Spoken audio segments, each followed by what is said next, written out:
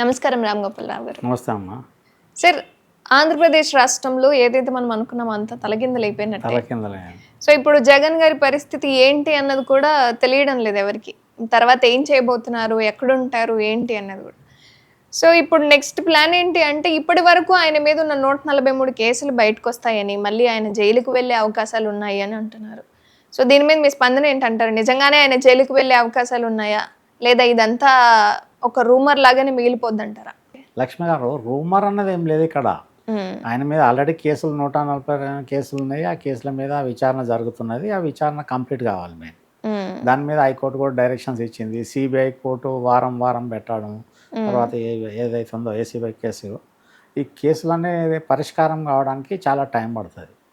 ఎందుకంటే వాళ్ళు ఎంత డే టు డే పెట్టినా కూడా అందరు సాక్ష్యాలు కావాలి, డాక్యుమెంట్స్ కావాలి, వాళ్ళందరినీ అది ఎగ్జామిన్ చేయాలి, క్రాస్ ఎగ్జామిన్ చేయాలి.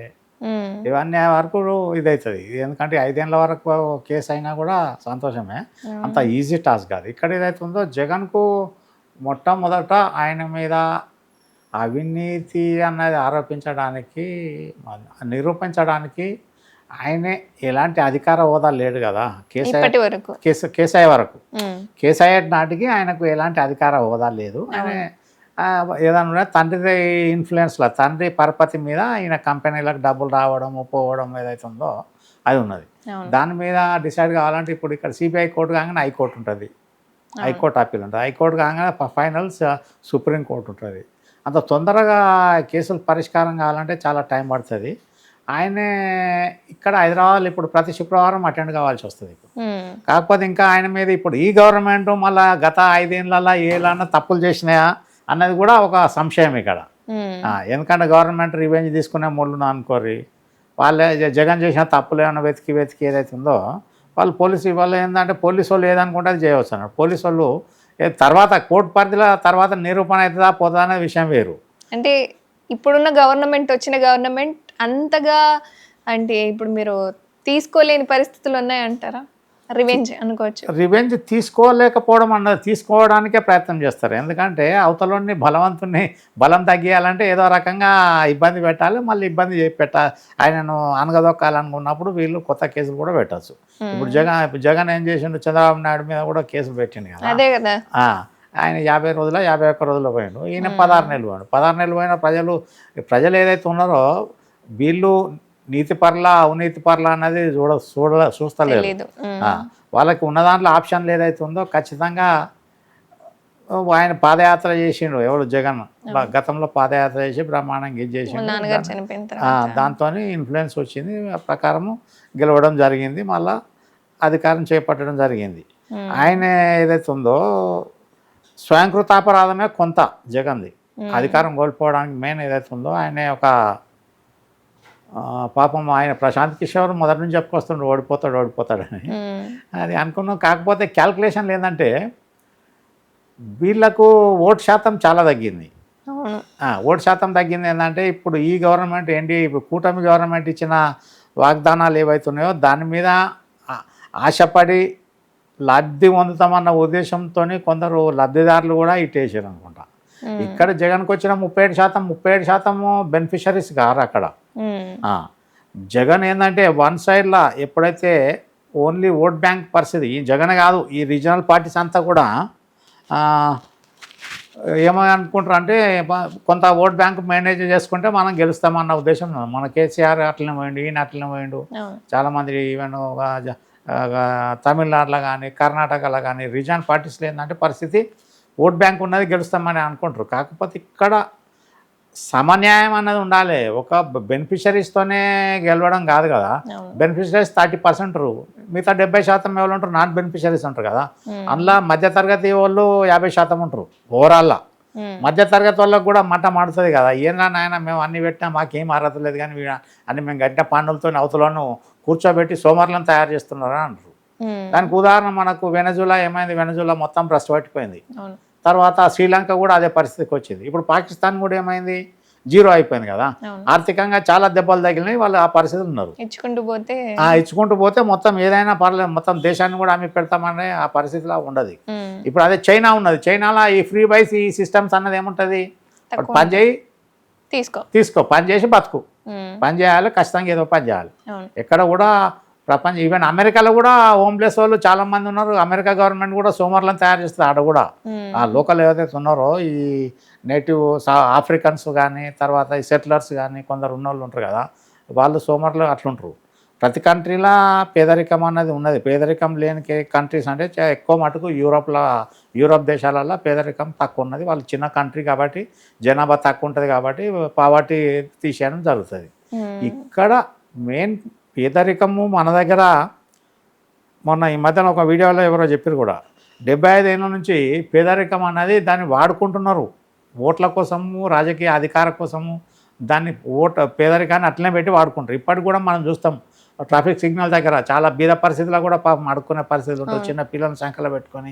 ఇటువంటి దాని మీద ఏ గవర్నమెంట్ పోయినా, బీజేపీ గవర్నమెంట్ కూడా 10 ఏళ్ళ నుంచి అటువంటి వాళ్ళ గురించి ఏం చేసింది? ఏం చేయలేదు. లోకల్ గవర్నమెంట్ కూడా ఏం చేస్తుంది? ఏం చేయలేదు. ఇటువంటి వాళ్ళకు ఏదైతే ఉందో పట్టించుకొని అన్ని విధాల మొట్టమొదట వీళ్ళు ప్రభుత్వము నడవాలంటే అడ్మినిస్ట్రేషన్ గాడి మీద ఉండాలి. అడ్మినిస్ట్రేషన్ పద్ధతితో ఉండాలి. అడ్మినిస్ట్రేషన్ పద్ధతి తప్పిందనుకోరి ఎప్పుడే కానీ అడ్మినిస్ట్రేషన్ అధికారులకు వదిలిపెట్టి వీళ్ళు కరెక్ట్ సూచనలు ఇస్తే అది ముందుకు పోతుంది. అన్ని మేమే ఇప్పుడు తెలంగాణలో ఏమైంది, కేసీఆర్ కానీ, ఎమ్మెల్యేలు కానీ, మండల ప్రెసిడెంట్, జడ్పీ అంతా కూడా మొత్తం మాది అనేది అధికారులను పక్కకు పెట్టి వీళ్ళు ఏదైతే ఉందో అధికారులు పప్పెట్లు అయిపోయారు. వీళ్ళు ఇచ్చిన లిస్ట్ మీద వాడు ముద్ర గుద్దాలి, పంపిణీ చేయాలి. ఆ రకంగా వచ్చే వరకు వీళ్ళు అధికారం ఏదైతే అర్హత ఉన్న వాళ్ళకి రాకపోయి అనర్హులంతా పంచుకుంటారు. ఉదాహరణకు ట్రాక్టర్లు వంచారు తెలంగాణ. ట్రాక్టర్లు వంచినప్పుడు ఎవరికి ఇచ్చారు? పేరు ఒక్కరిది, ఊరొక్కరిది. ఇచ్చిన అనామకుని పేరు మీద అది వాడుకున్నది మాత్రం కార్యకర్తలు వాళ్ళు ఉన్నారు. ఈ రకంగా ప్రజలకు సమన్యాయం చేయనప్పుడు ప్రజలు టైం వచ్చినప్పుడు 5 ఏళ్ళకు ఒకసారి తిరిగి బండ కూర్చుకుంటారు. కానీ ఏదైనా అండి ప్రభుత్వంలో ఇస్తున్నాము అంటే వాళ్ళ వరకు చేరిందా లేదా అన్నది కూడా కనుక్కునే పరిస్థితి లేదు. చేరిందా లేదా అన్నది కూడా చూడాలి. ఇక్కడ చేరిందా లేదా అన్న దాని మీద ఎప్పుడైతే ఉన్నదో ఇక్కడ రాజకీయ పార్టీలు, రూలింగ్లు ఉన్న పార్టీలు దళారీ వ్యవస్థలా పనిచేస్తున్నారు. వీళ్ళు అసలు ఎగ్జిక్యూషన్ అథారిటీ ఎవరైతే ఉన్నారో కార్యనిర్వహణ చేయాల్సింది గ్రామంలో కానీ ఎక్కడ కానీ డిపార్ట్మెంటు, మండల Panchayati Raj department, revenue department, agriculture department, తర్వాత హార్టికల్చరు, తర్వాత ఇటువంటి వెటర్నరీ, మెడికల్ అండ్ హెల్త్, వీళ్ళందరూ ఎవరి పని వాళ్ళు చేస్తున్నా లేదు, వీళ్ళు మానిటరింగ్ చేయాలి. రాజ్యాంగం లేనిది వీళ్ళు ఏదైతే ఉందో వాళ్ళ మీద పర్యవేక్షించాలి, వీళ్ళు పాలసీలు చెప్పాలి, చెయ్యాలి. కాకుండా ఇప్పుడు ఏమైంది, తెలంగాణలో మొత్తం గతంలో డబుల్ బెడ్రూమ్ ఇల్లు లిస్ట్ వీళ్ళే తయారు చేసుకున్నారు. ఎమ్మెల్యే చెప్తే అది కలెక్టర్ సంతకం పెట్టి పంపించేయాల్సిన పరిస్థితి వచ్చింది. ఇటువంటిది ఈ పరిస్థితి గాడి తప్పిపోయింది. ఇక్కడ తెలంగాణలో ఏదైతే ఉందో, ఆంధ్రలో ఏదైతే ఉందో రెవెన్యూ వ్యవస్థ కుంటుపడిపోయింది. అదే ఈ పంచాయతీ మిగతా రాష్ట్రాలలో ఎక్కడ కనిపేది దాఖలా. ఎందుకంటే రెవెన్యూ వ్యవస్థ ఖచ్చితంగా ఉంటుంది. గ్రామాల ఇప్పుడు మిగతా ఉన్న 29 రాష్ట్రాలు, కేంద్రపాలిత అంతటా కూడా ఉన్నది. తెలంగాణ తప్ప ఆంధ్రాలో కూడా ఇప్పుడు గ్రామ పరిపాలన ఉన్నది. దాని మీద ఏంటంటే పెత్తందారి వ్యవహారం ఏదైతే ఉందో, రాజకీయ నాయకులు 5 ఏళ్ళకి వచ్చిపోయేటోళ్ళు ఎవరైతే ఉంటారో వాళ్ళు పెత్తనం చెలాయించే వరకు ఇటువంటి అవకతవకలతోని ఆ రూలింగ్లో ఉన్న పార్టీకి దాన్ని వీళ్ళకు సాగుదెబ్బ కొడుతుంది. అట్లా కాకుండా నిజాయితీగా వాళ్ళని పనిచేయనియాలి, నువ్వు చెయ్యి అన్నది ఎక్కడ లేదు. సమన్యాయం చేయమని చేయలేదు. ఇప్పుడు నవీన్ పట్నాయక్ 24 ఏళ్ళు ఉన్నాడు. 24 ఏళ్ళు పరిపాలిస్తే ఆయన మొదటి రోజులు పుట్టినది, ఆయన ఫస్ట్ టర్మ్లో పుట్టిన జనరేషను వాళ్ళు పెరిగిర్రు. పెళ్లి అది ఎడ్యుకేషన్ అయిపోయి ఎంప్లాయ్మెంట్ అయ్యి పెళ్లిళ్ళు అయ్యి పిల్లలకు వచ్చి ఒక తరానికి 24 ఏళ్ళు అంటే మాటలు కాదు కదా. ఓటింగ్ వచ్చేసింది అప్పటికి. అటువంటి వాళ్ళు ఓటింగ్ వచ్చింది, వాళ్ళు పెళ్ళి పిల్లలు ఉన్నారు. 70% ఆడ ఏదైతే ఉందో బిలో పావర్టీ లైన్, బీద స్థితిలో ఉన్న వాళ్ళను దాదాపు 60%, 50-60% ఎరాడికేషన్ అయింది. అక్కడ తొలగించారు. కేవలం 10% ఏదైతే ఉందో ఇప్పటికీ పేదరికం ఉన్నారు అక్కడ, లేదన్నది కాదు. ఈ రకంగా ఏదైతే ఉందో ఇప్పుడు జగన్కు కష్టకాలమే 5 ఏళ్ళు. కష్టకాలం 5 ఏళ్ళు ఏదైతే ఉందో ఇప్పుడు ప్రజెంట్ ఈ కూటమి గవర్నమెంట్ ఏం చేయాలంటే ఎవరి పాపాలను వాళ్ళు వదిలిపెట్టాలంటే జగన్ తెరు పోకుంటే వీళ్ళు మంచి పరిపాలన చేస్తే మళ్ళీ 5 ఏళ్ళు వీళ్ళకే ఇస్తారు. మళ్ళీ వీళ్ళు అగ్రెసివ్గా ఏదైతే ఉందో జగన్ వర్గాన్ని కానీ జగన్ గత మాజీ ఎమ్మెల్యేలు కానీ ఇలా వైసీపీ లీడర్ల మీద కానీ కక్ష సాధింపు ధోరణిలో పోయినారు అనుకోరి, మళ్ళీ ట్రెండ్ రివర్స్ అయిపోతుంది. అవును. అదొకటి. పెన్షన్స్ ఇప్పుడు సోషల్ సెక్యూరిటీ ఇవన్నీ నాయుడు గారు కూడా, చంద్రబాబు నాయుడు ఏమన్నారు, వీళ్ళు కూడా ఒక 1,56,000 ఇది ఒక కుటుంబానికి వీళ్ళు ఈక్వేషన్ ఈ రకంగా ఇస్తాయి. అది ఎట్లా ఇస్తారు, ఎట్లా కమిట్ అయిన దాని మీద వీళ్ళు ఏంటంటే వీళ్ళు ఫెయిల్ అయ్యే అవకాశం ఉంటుంది. రాలేదనుకోర్రి వీళ్ళ మీద కూడా వ్యతిరేకత పెరుగుతుంది మళ్ళీ. అంతే. ఎందుకంటే అలవాటు పడ్డోళ్ళు వాళ్ళు ఏదైతే ఉందో పరాన్న జీవనానికి, పారాసైటల్ లైఫ్ అన్నట్టు వాళ్ళు పరాన్న జీవనానికి ఎవరైతే అలవాటు పడరో వాళ్ళు ఇదవుతుంది. ఇక్కడ జగన్ చేసి మళ్ళీ వాళ్ళు ఇదే ఎక్స్పెక్ట్ చేస్తా ఉంటారు. వాళ్ళు ఎక్స్పెక్ట్ చేస్తా అన్నది. ఇక్కడ నేను చెప్పిన కదా గతంలో చెప్పినట్టు ఈ 37% ముస్లిమ్స్ క్రిస్టియన్స్ జగన్కి వేసారు, ఇక్కడ డౌటే లేదు. 37% పెన్షనర్స్లో మొత్తం రాలేదు, అగ్రవర్ణాలలో మొత్తం రాలేదు, దాని రాలేదు. ఇప్పుడు మనం చూడు, నేను చెప్తా ముస్లిమ్స్ ఎట్లా వేసారు అన్న దానికి సింపుల్ ఎగ్జాంపుల్, మనకి లైవ్ ఎగ్జాంపుల్. ఇండోర్లో కాంగ్రెస్ కాంటెస్ట్ చేయలేదు మొన్న ఎంపీలో. అవును. 2 లక్షల చిల్లర నోటాకేసారు. 2 లక్షలు వేసారు అంటే వాళ్ళు ఎవరో కాదు, ముస్లిమ్సే. ఎందుకంటే కాంగ్రెస్ పార్టీ లేదు కాబట్టి వాళ్ళు ఇంకెవరికి వేయలేరు కదా. వాళ్ళు 80% మేము ఓటు వేస్తామనేది మా ప్రతాపం చూపెట్టుకోవాలని మొత్తం నోటాకేసారు. మీరు మన పేపర్లో న్యూస్లో కూడా ఉంటుంది అది. శంకర్ లాల్వాని అని ఆయన 3rd టైం బీజేపీ ఎంపీ. అటువంటి వాళ్ళ ఏదైతే ఉందో బీజేపీని గెలిపించొద్దు అన్న ఉద్దేశంతో నోటాకేసేసారు. కాంగ్రెస్ లేదు కాదు అధికారం, ఎందుకంటే తంపింగ్ మెజార్టీలో వచ్చింది మళ్ళీ ఆయన, హైయెస్ట్ మెజార్టీ కూడా. అటువంటప్పుడు ఆ పరిస్థితులు రావద్దన్న దాని మీద ఇక్కడ కూడా ఈ ముస్లిమ్స్ క్రిస్టియన్స్ ఖచ్చితంగా జగన్కి వేసారు. 37% ఓట్లు అంటే ఎక్కడికి వెళ్ళి వస్తాయి మళ్ళీ? 37% బెనిఫిషరీస్ ఉండరు కదా. కాకపోతే ఈ మన కులాల ఈక్వేషన్లో, క్యాస్ట్ ఈక్వేషన్లో, కుల వర్గీకరణలో ఏదైతుందో చాలా పెద్ద మొత్తంలో దెబ్బలు పడ్డాయి. ఈవెన్ నాన్ బెనిఫిషరీస్ అంతా మాటమాడి కూడా జగన్కు వేసారు. కాకపోతే ఎవరు కళలలో కూడా ఎక్స్పెక్ట్ చేయరు 175లో 106 ఇంత వస్తాయి అన్నది, మళ్ళీ 1000 తంపింగ్ మెజార్టీ వస్తాయన్న దాని మీద ఇది ఉన్నది. ఇప్పుడు ఇక్కడ ఏమవుతుందంటే చంద్రబాబు నాయుడుకు క్లిష్ట పరిస్థితి ఏదైతే ఉందో, 165 మందిలో అందరినీ అడ్జస్ట్ చేయాలంటే ఎంత వస్తుంది ఆయనకు? దాదాపు 28 15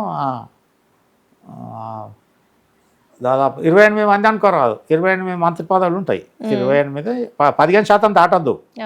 15 ఇది 30 అంటే 75 3 4 పోతే అంటే 26 27 పదవిలో మటుకు మంత్రుల పదవులు ఉంటాయి. ఇందులో మళ్ళీ వాళ్ళకి ఇవ్వాలి, బీజేపీ వాళ్ళకి ఇవ్వాలి, జనసేనకి ఇవ్వాలి, టీడీపీ వాళ్ళు. వీళ్ళ దాంట్లో సీనియర్ మోస్ట్ చాలా మంది ఉంటారు. మళ్ళీ జిల్లాల ఈక్వేషను, క్యాస్ట్ ఈక్వేషను, ఇవన్నీ కూర్పు చేయాలంటే కూడా అందులో మళ్ళీ రాను ఏదంటే అసంతృప్తి రగులుతుంది. ఇదే సాదా సీదాతోనే ఉంటారు అన్నది కాదు. ఇప్పుడు ఏదైతే ఉందో జంపింగ్ టైప్ అలా ఉండడానికి ఉంటుంది కదా. మొన్న మనం మహారాష్ట్రలో చూసినాము, శివసేనది విడిపోయి మళ్ళీ అక్కడ చేతులు కలిపాను దాని మీద. ఇక్కడ అంతమంది అవుతారా లేదన్నది అవతల వాళ్ళకు 10 ఉన్నాయి కాబట్టి అంత ఈజీ కాదు కదా. కాకపోతే ఇందులో మెజార్టీ వర్గాన్ని సాటిస్ఫై చేయడం అనేది చాలా కష్టమైన పని. కాకపోతే వాళ్ళకి రకరకాల పదవులు కానీ, వేరే ఆశలు కానీ, కాంట్రాక్ట్లు కానీ ఏదో రకరకాలు ఇచ్చేసి వాళ్ళని సాటిస్ఫై చేయాలన్న దాని మీద ఎన్ని చేసినా కూడా రెండోసారి మూడోసారి గతంలో మంత్రి పదవి చేసిన కూడా మంత్రి పదవి లేకపోతే కూడా ఇప్పుడు నారాజు అవుతారు వాళ్ళు. ఉన్న వాళ్ళకి మళ్ళీ ఇచ్చిన ప్రాబ్లమే, లేని వాళ్ళకి ఇప్పుడు ఇవ్వకపోయినా ప్రాబ్లం అవుతుంది. కాబట్టి ఈ కూర్పు క్యాబినెట్ ఏదైతే ఉందో మంత్రివర్గీకరణ అన్న దాని మీద మంత్రివర్గం ఏదైతే ఉందో ఇక్కడ జనసేనల నాదెండ్ల మనోహర్కి ఇవ్వాలి, తర్వాత పవన్ కళ్యాణ్ ఉంటాడు, ఇంకెవరో ఉంటారు, 3-4 ఉంటారు. మళ్ళీ బీజేపీలో వాళ్ళు తీసుకోరా అన్నది ఇక్కడ ఇది బీజేపీలో. జగన్ పీరియడ్లో ఏంటంటే అగ్రెసివ్గా ఉన్నాడు కాబట్టి కంట్రోల్లో ఉన్నది అక్కడ. అది ఇక్కడ ఏదైతే ఉందో ఫ్రీడమ్ ఎవరైనా ఎక్స్ప్రెస్ చేసిన అనుకోరు, దాని మీద ప్రాబ్లం అవుతుంది దానికి. కాబట్టి ఇక వీళ్ళు ఏదైతే ఉందో ఇప్పుడు కూడా జగన్కు ఈ 5 ఏళ్ళు గడ్డు కాలమే, ఆయన బ్యాడ్ టైం 5 ఏళ్ళు. ఎందుకంటే ఆయన కూడా జగన్ ఏంటంటే చేసిన తప్పిదం ఏదైతే ఉందో, ఉన్న క్యాండిడేట్లు ఇక్కడికి వెళ్ళి అక్కడికి వెళ్ళి ఇక్కడ మార్చడానికి బదులు అక్కడ యాక్చువల్గా వాస్తవంగా పార్టీ పరంగా ఎవరు గెలవగలుగుతారు ఏందని అందులోకి వెళ్ళిపోయిన వాళ్ళందరూ గెలిచారు. మళ్ళీ అందులోకి వెళ్ళిపోయిన వాళ్ళందరూ గెలిచారు. మళ్ళీ ఇంకోటి చాలా పెద్ద తప్పు ఏంటంటే ఈయన క్యాబినెట్ మొత్తంలో ఒక పెద్దిరెడ్డి రామచంద్రారెడ్డి గెలిచిండు, మొత్తం వాషౌట్. జగన్ ఒకడే బాల్ బచాయించిండు. తర్వాత పెద్దిరెడ్డి రామచంద్రారెడ్డి తప్ప మిగతా క్యాబినెట్లో అందరు మొత్తం అందరూ ఓడిపోయారు, ఇంటి మొఖాన పట్టారు. అందుకోసము ఇక్కడ ఇప్పుడు ఈ చంద్రబాబు నాయుడు కూడా అటు కేంద్రంలో కీలక పాత్ర ఉంటుంది ఎన్డీఏ కాబట్టి, అటు చూసుకోవాలి, కొందరిని ఎంపీల పరంగా అక్కడ వాళ్ళు పోతారు. కానీ ఇక్కడ ఉన్న ఎమ్మెల్యేలల్లో 165 మందిలో ఎంతమందికి వస్తుంది ఏందన్నది వాళ్ళు మెయింటైన్ చేయాలన్నది చాలా క్లిష్టమైన పరిస్థితి, కాంప్లికేటెడ్ ఇష్యూ. వాళ్ళు కాకపోతే మళ్ళీ టార్న్ సిస్టమ్ 2.5 ఏళ్ళు లోగలు ఉండి 2.5 ఏళ్ళు కొందరికి ఇస్తామన్న ఆప్షన్లో వాళ్ళని పెట్టవచ్చు. అలా కూడా ఉంటుంది. కొందరు ఉంటారు, ఎందుకు చాలామంది ఉంటారు. ఈవెన్ జగన్ పీరియడ్లో కూడా కొందరు తీసేసి మళ్ళీ పెట్టుకున్నాడు కదా. అట్లా ఏదైతుందో 28, 25, 50 మంది అంటే 50 మెంబర్స్కు అట్లా ఆ రకంగా ఛాన్స్ ఉంటుంది. 2.5 అనేది రూలింగ్. దాని మీద ఏం చేస్తాడు అంటే చంద్రబాబు నాయుడు వాళ్ళ పెర్ఫార్మెన్స్ని బట్టి పెట్టుకోవచ్చు. మంచిగా పనిచేసిన వాళ్ళని పెట్టుకొని పనిచేయని వాళ్ళని తీసి పక్క పెట్టవచ్చు, ఇంకోళ్ళకి ఇవ్వచ్చు.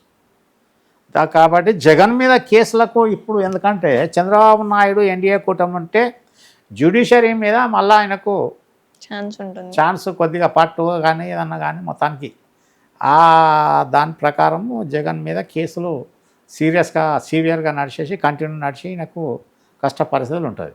అయితే అవసరం అనుకుంటే పరిస్థితులు కూడా మారవచ్చు. ఇప్పుడు ఏదైతే ఉందో బీజేపీ ఒకవేళ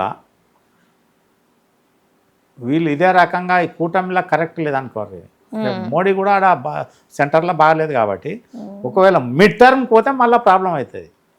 మిడ్ టర్మ్ పోతే సిచ్యువేషన్ వేరు ఉంటుంది. మిడ్ టర్మ్ ఎలక్షన్స్ మధ్యంతర ఎన్నికలకు పోయే ఛాన్సెస్ కూడా ఉంటుంది.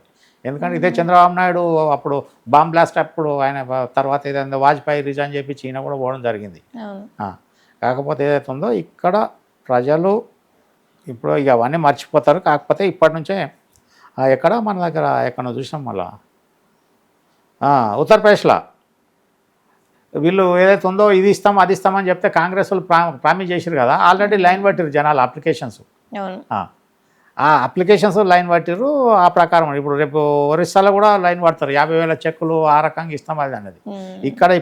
ఇక్కడ ఏంటంటే మెయిన్కు నల్లేరు మీద నడక డబ్బులు అప్పులు చేసి మళ్ళీ తిప్పలు పడడానికి కాకుండా జగన్ చేసినదే బోలెడు అప్పులు ఉన్నాయి ఆడ, అవన్నీ కట్టాలి వడ్డీలు అసలు, ప్లస్ మళ్ళీ కొత్తగా తేవాలి ఇవ్వాలి. ఇక్కడ ఏదైతే ఉందో ఈ అప్పులు తెచ్చి ప్రజలకు పంచే పద్ధతి మానుకుంటేనే రాష్ట్రం బాగుపడుతుంది. ఇంకా జగన్ చేసిన పెద్ద తప్పు ఏంటంటే క్యాపిటల్ ఏదైతే ఉందో తీసేసి దాన్ని జీరో చేసేసి ఆ కాడికి వచ్చింది. వీళ్ళు ఆ చంద్రబాబు మంట మీద కూడా చాలా మంది మంట, ఎందుకంటే కొంత ప్రాంతంలో వర్గం ఏదైతే ఉందో మొత్తానికి ఏదన్నది ఏది క్యాపిటల్ 75 ఏళ్ళు అయినా ఇంకా పర్మనెంట్ కాకుండా ఒక స్థావరం లేకుండా ఇదేంది మన కోకిలగా కాకి గుడ్లు పెట్టుకుంటూ పోయినట్టు అన్న ఉద్దేశంలో. కాకపోతే ఇప్పుడు ఖచ్చితంగా ఈ 5 ఏళ్లలో చంద్రబాబు నాయుడు క్యాపిటల్ని కంప్లీట్ ఫుల్ ఫ్లెడ్జ్ బిల్డింగ్స్ కానీ, తర్వాత ఇన్ఫ్రాస్ట్రక్చర్ కానీ, హైకోర్టు పర్మనెంట్ బిల్డింగ్ కానీ, తర్వాత సెక్రటరియట్ పెద్దది కానీ, తర్వాత ఇక మళ్ళీ అసెంబ్లీ కట్టాలి. ఇప్పుడు మరి టెంపరీ అసెంబ్లీ కాకుండా మంచి అసెంబ్లీ కట్టాలి కదా. మోడీ గారు ఎంతసేపట్లో కట్టిరు, 18 నెలలనే కట్టిరు ఎక్కడ పార్లమెంట్ భవన్. కట్టాలంటే ఇన్ఫ్రాస్ట్రక్చర్ అంతా రెడీమేడ్ సిస్టమ్ వచ్చింది కాబట్టి కట్టగలుగుతాం. కాబట్టి ఈయన ఏదైతే ఉందో అడ్మినిస్ట్రేషన్ మీద చంద్రబాబు నాయుడు కొత్త ఏం కాదు, దాదాపు ఆయన 78 నుంచి మంత్రి పదవి చేసుకుంటూ వచ్చిండు. ఆయనకు అపారమైన అనుభవం ఉన్నది, సలహాలు వింటాడు ఆయన. జగన్ దగ్గర ఏంటంటే జగన్ చేసిన తప్పు ఏంటంటే ఎవరు సలహాలు వినని పరిస్థితులు ఉండే. ఈ చంద్రబాబు నాయుడు ఏంటంటే అందరినీ సబ్కా సున్నా అప్నా గానా అన్నట్టు అందరు విన్న తర్వాత అందులో ఏది మంచిగా ఉంటే అది అడాప్ట్ చేసుకునే సిస్టమ్ మంచి లక్షణం చంద్రబాబు నాయుడు దగ్గర ఉంది. అది సజెషన్ తీసుకోండి. జగన్ దగ్గర ఎదురు మాట్లాడలేదు. కేసీఆర్ దగ్గర కూడా ఏమున్నది, సీనియర్ ఐఏఎస్లు కూడా ఎవరు మాట్లాడాల్సిన పరిస్థితి లేదు. బుక్కవా నీకేం తెలుసు అనేది ఆయన డౌన్ చేసే పరిస్థితిలో ఉండే. అట్లా మాట్లాడితే మళ్ళీ ఎందుకు మనం పరువు తీసుకోవాలి, జూనియర్ల మీద చిన్న సబార్డినేట్ల ముందట పరువు ఎందుకు తీసుకోవాలని అన్ని గమ్మునుందరు. అది స్వయంకృతాపారం, ఎవరిది వాళ్ళు గొయ్యి తవ్వుకున్నట్టు అవుతుంది కదా. వాళ్ళు ఉన్నది ఎందుకు అపారమైన అనుభవంతో 25-30 ఏళ్ళ అనుభవం ఉండే ఐఏఎస్లా గ్రామస్థాయి పరిపాలన కాడ మొదలుపెట్టి ఇందాక పట్టున్న వాళ్ళు ఆయన సూచనలు ఏంది చెప్తా అన్న పరిస్థితి వినాలి కదా.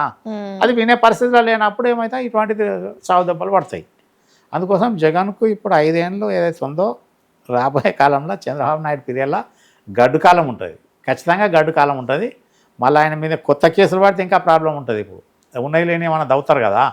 ఇప్పుడు తప్పులు ఏంటంటే కుర్చీ మీద ఉన్నంతసేపు నేనేం తప్పు చేయలేదని అనుకుంటారు. తిరగదీసి ఆ రికార్డు బయటకు వచ్చిన తర్వాత దాన్ని స్క్రూటినీ కానీ, ఆడిటింగ్ కానీ, లీగల్గా కానీ, న్యాయపరంగా కానీ కరెక్ట్ ఉందా లేదా, క్యాబినెట్ డెసిషన్ ఉందా లేదా, పంపిణీ కరెక్ట్ ఉందా లేదా, ఇవన్నీ ఉంటాయి. ఫర్ ఎగ్జాంపుల్ ఇప్పుడు ఆయన ఏదో పనికిరాని బ్రాండ్లన్నీ ఎక్సైజ్ బ్రాండ్లన్నీ తీసుకొచ్చి లేని మన దేశంలో లేని బ్రాండ్లు కొత్త కొత్త బ్రాండ్లు పెట్టి డబ్బులు ఏదైతుందో జనాలది పెంచుడు. లిక్కర్ పెంచుడు కూడా మామూలు ఏంటంటే 100 రూపాయలకు క్వార్టర్ దొరికే వాళ్ళు ఈయన 200 అమ్మిస్తే లిక్కర్ బ్యాన్ చేస్తా అన్నాడు మొట్టమొదలు ఆయనే జగన్ ఫస్ట్. బ్యాన్ చేస్తే పంచాయతీ ఉండకపోవు కదా, ప్రజలు మంచిగా ఇప్పటికీ ఇంతో అంతో మహిళలు అందరూ సపోర్ట్ చేస్తారు ఆయనకు. ఆయన చేసిన చాలా పెద్ద తప్పది. బ్యాన్ చేస్తాను బ్యాన్ చేయకుండా ఓన్ బ్రాండ్లు పెట్టేసి ఆ ఓన్ బ్రాండ్లతోని రోజు 100 రూపాయలంటే ఒక మనిషి 20 రోజుల్లో తాగుతారు అనుకుందాం. 2,000 రూపాయలు సంవత్సరానికి ఎంత 24,000 రూపాయలు వాయ్ ఎక్స్ట్రా గవర్నమెంట్ దోపరికం కదా. మళ్ళీ పవర్ బిల్ మీద ఇటువంటి అన్నిటి మీద చాలా రకంగా ఆయన ఏదైతుందో ఒక పరిపాలన ఏమున్నది లక్ష్మి గారు, సింపుల్. మనకు ఇప్పుడు ప్రజెంట్ ట్రెండ్ భారతదేశంలో పాలిటిక్స్ ఒక బిజినెస్ అయిపోయింది. పొలిటికల్ బిజినెస్ పక్కా బిజినెస్ అయిపోయింది. స్వామి వివేకానంద చెప్పినట్టు ఏదైతే ఆశయం ఉన్నవానికి ఇస్తే అధికారం ఏదైతే ఉందో, ఆశయం ఉన్నవానికి అధికారం ఇస్తే అభివృద్ధి చేస్తాడు. ఆశపడి వచ్చాం ఎవరైతున్నారో అంత డబ్బులు పెట్టి వచ్చాం, ఆనెస్ట్గా ఖర్చు పెట్టకుండా వచ్చాం ఎవరు కదా. వీళ్ళందరూ ఏంటంటే నేను పెట్టిన పెట్టుబడి రావాలి, నాకు లాభం రావాలి, రేపు మళ్ళీ రాబోయే ఎలక్షన్లో పోటీ చేయాలి. ఇవన్నీ ఏదైతుందో ఈక్వేషన్లో ఇది ఒక బిజినెస్ అన్నట్టు మొత్తం బిజినెస్ పరంగా వచ్చారు. ఇప్పుడు పెట్టడం వచ్చి దోచుకోవడం మళ్ళీ ఇవ్వడం. ఇంకా చూడరు ఇక్కడ చాలా, ఎందుకంటే మనము ఈ బ్యాంకు మోసాలల్లా, బ్యాంకుకు జరిగిన మోసాలల్లా మొత్తం ఆంధ్రప్రదేశ్ జనాలే ఉన్నారు. మీరు ఇప్పుడు లిస్టు తీస్తే చాలా మంది ఆంధ్రప్రదేశ్కి వెళ్ళే బ్యాంకులకు టోకరాలు కొట్టిన వాళ్ళు ఉన్నారు. ఇప్పుడు ఇప్పుడు మనకు ఫర్ ఎగ్జాంపుల్ లియోనియా ఉన్నది, జప్త్ అయిపోయింది. ఎందుకు? ప్రగతి రిసార్ట్స్ వీళ్ళన్నీ ఇటువంటి వాళ్ళే. ఇవన్నీ వీళ్ళు ఏం చేస్తారు అంటే ఫండ్స్ను మిస్యూజ్ చేస్తారు, డైవర్ట్ చేస్తారు. ఒక బిజినెస్ పరంగా ఇచ్చిన దాన్ని ఆ బిజినెస్ కోసం వాడకుండా అలా డబ్బులు దండుకొని పక్కకు పెట్టి ఆ బ్యాంకులను మోసాలు చేసేవారికి ఏమవుతుందిలే అనుకున్నారు ఇన్ని రోజులు. ఇప్పుడు వచ్చే వరకు చాలా సీరియస్ వచ్చింది కదా. అక్కడ ఏదైతే ఉందో ఇటువంటి పరిస్థితులు రానియకుండా ఇప్పుడు తర్వాత రేపు పారదర్శకంగా ఉండాలి. ఈ చంద్రబాబు నాయుడు కూడా ప్రతి పని కూడా చేసినప్పుడు నేనేం చెప్పిన వివేకానంద చెప్పినప్పుడు ఆశపడ్డానికి అధికారం ఇస్తే ఏమవుతుంది అంటే అన్ని వాళ్ళు గోతులు తవ్వుతారు, తీస్తా పోతారు అంతే. మళ్ళీ వీళ్ళు ఎంతసేపు మళ్ళీ ఇంకొక మూడ్లో పోతే ఏదైతే ఉందో ఏమవుతుంది, వాళ్ళు చేయలేదా మేము చేస్తామని అర్థం. అంటే మళ్ళీ 5 ఏళ్ళకు మళ్ళీ పబ్లిక్ ఏం చేస్తారంటే క్లోజ్ చేస్తారు. క్లోజ్ చేసి బ్యాక్ టు పెవిలియన్ ఇంటికి పంపిస్తారు. అట్లా కాకపోతే ఏంటంటే ఆంధ్రాలో చాలా తెలివి కళ్ళ వాళ్ళు ఉన్నారు. అందరూ ఏదైతే ఉందో అగ్రవర్ణాల ప్లస్ ఈ మిడిల్ క్లాస్ ఫ్యామిలీస్ అన్నది ఇప్పుడు జగన్కు దెబ్బ కొట్టారు. జగన్ ఎంతసేపు మన సంక్షేమ ఓటర్లు నాకున్నారు, ముస్లిమ్స్ నాకున్నారు, మా క్రిస్టియన్స్ నాకున్నారు అన్న దాంట్లో బెనిఫిషరీస్ అందరు ఉన్నారు. ఆ సంక్షేమ ఫలాలు తిన్న వాళ్ళు కూడా ఇప్పుడు ఇవ్వలేదు, రివర్స్ కొట్టిన వాళ్ళు ఉన్నారు. అందుకని జగన్ కూడా ఈ 5 ఏళ్ళ కేసులు అంటే ఒక స్టేజ్లో ఇప్పుడు 3 స్టేజ్లు ఉంటాయి. ట్రయల్ కోర్టు స్టేజ్ ఉంటుంది, హైకోర్టు ఉంటుంది, సుప్రీంకోర్టు ఉంటుంది.